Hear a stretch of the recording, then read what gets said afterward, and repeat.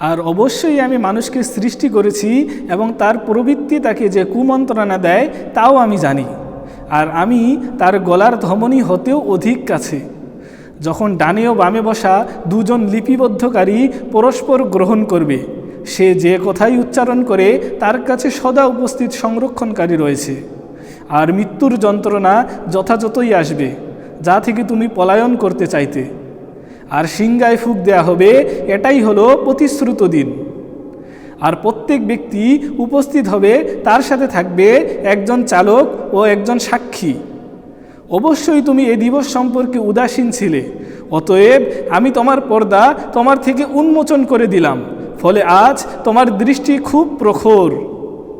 আর তার সাথী অর্থাৎ ফেরেশতা বলবে, এই তো আমার কাছে আমলনামা প্রস্তুত। তোমরা জাহান্নামে নিক্ষেপ করো প্রত্যেক উদ্ধত কাফিরকে, কল্যাণকর কাজে প্রবল বাধাদানকারী, সীমালঙ্ঘনকারী, সন্দেহ পোষণকারীকে। যে আল্লাহর সাথে অন্য ইলা গ্রহণ করেছিল, তোমরা তাকে কঠিন আযাবে নিক্ষেপ করো।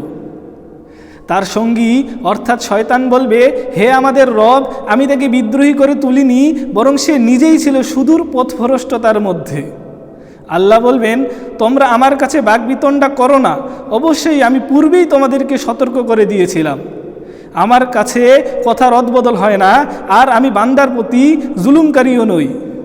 সেদিন আমি জাহান্নামকে বলবো, তুমি কি পরিপূর্ণ হয়েছ? আর সে বলবে, আরও বেশি আছে কি?